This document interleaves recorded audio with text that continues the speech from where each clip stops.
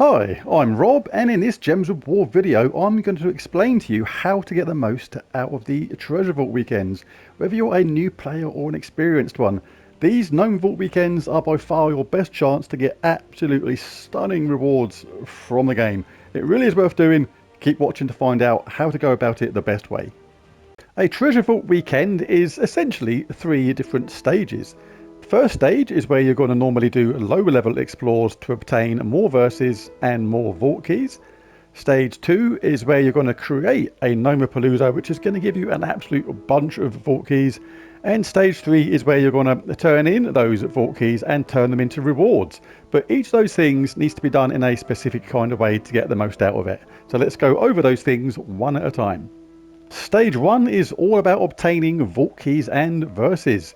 When you play a game, a gnome will randomly come crashing into your game, and when you win that game, if they had a verse, if it was a verse gnome, you will then obtain that. Have a set of 1, 2, 3 and 4, and you will be able to craft a Gnome-A-Palooza in the Soul Forge. Freddy Fret Fiddler drops verse 1, you can see him there in the background. Cindy Savage Lips drops verse 2.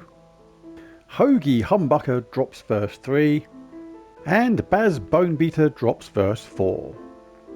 So, the first stage, you want to pick on Bright Forest, Cinemirage, and Wild Plains. Typically, these contain some of the lowest level troops in the game, and as such, a nice, easy win. What you're going to want to do is pick your favourite fast team. There are Ironhawk teams out there. People will know about them if you have that, so I'm not going to go over those now. But this is my favourite kind of team for doing things really quickly. Leprechaun starts with full mana. The Mirage Queen is available from the Sunken Fleet in the Underworld and gives all elemental allies a 50% start. Rowan is an elemental. You just cast Leprechaun, get Rowan charged, cast Rowan, you win the game. It is that simple. And you get hero XP from this as well, which is really, really nice. So let's just do a quick set of these till I show you what I mean. You can take these if you want, there's no real need. Let's cast Leprechaun, cast Rowan. Nice easy wins. Just go through this quick set. You can do the Ironhawk teams. The issue I have with the Ironhawk teams is they typically do 20 damage if you're using the build with greed and things like that. And when you get to the mini boss on these, they will sometimes have like a couple more health, which just suddenly stops you in your tracks and slows you down, and then you have to look for an extra skull hit or something like that. This is a very consistent team. Nothing slows it down, and you can go in different kingdoms if you want to as well with this team. You're not actually limited to the 3 I just mentioned. As well as that, in the double greed, double Ironhawk team, you can use Sister Superior as well, but with that there's no hero, so you gain no hero XP. This team I'm using here is not limited by that factor. Let's do the mini boss. Let's see what they've got.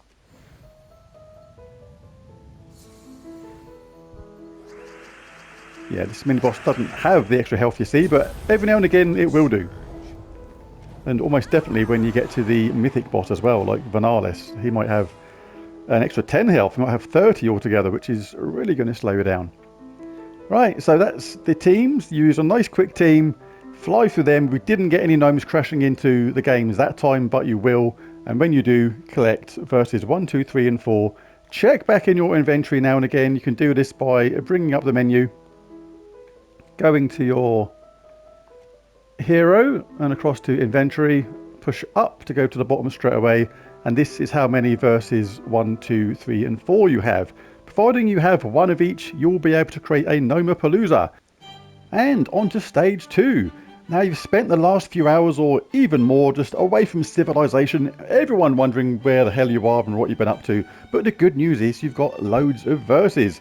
Now you can see how many you've got by going to the Soul Forge, going across to other, scroll down to where it says Gnome-A-Palooza, and this will tell you how many Gnome-A-Palooza you are able to craft. Here I can craft 6. Now, 1, if you craft 1 at a time, it says times 1 there, which means I will craft 1. That will start a 15-minute timer.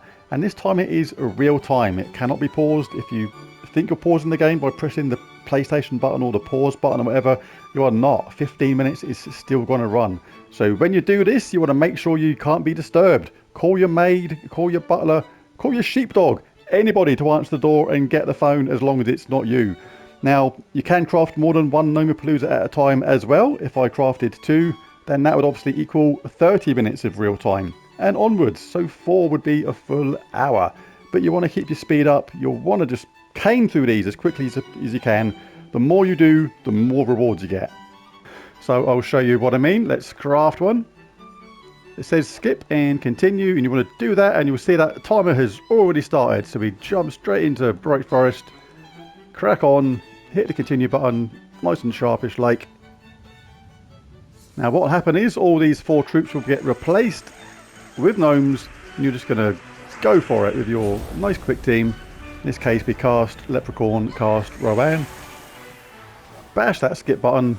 You'll be pressing the X button or whatever it is on your favoured console, PC, tablet, phone or whatever, in an effort to get the game speeding along nice and fast. I'll just do a few of these. I'm not going to do the whole 15 minutes.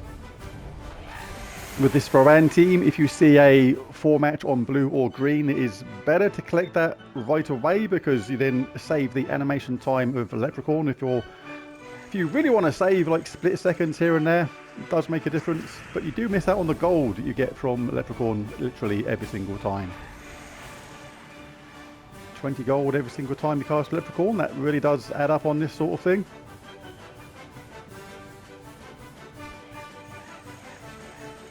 Don't go getting 4 matches like at the top there, you're wasting your time. You actually get far more rewards by ignoring them.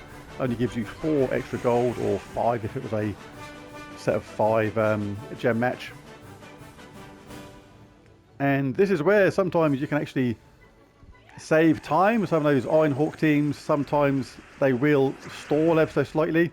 That's what I mean about getting the 4 match nice and quick. There was a particular gnome that comes in sometimes, and this is what I was saying about why the Iron Hawk teams slow down sometimes. I think it was a Soul Gnome or Glory Gnome. They had 1 extra life, which is like 21.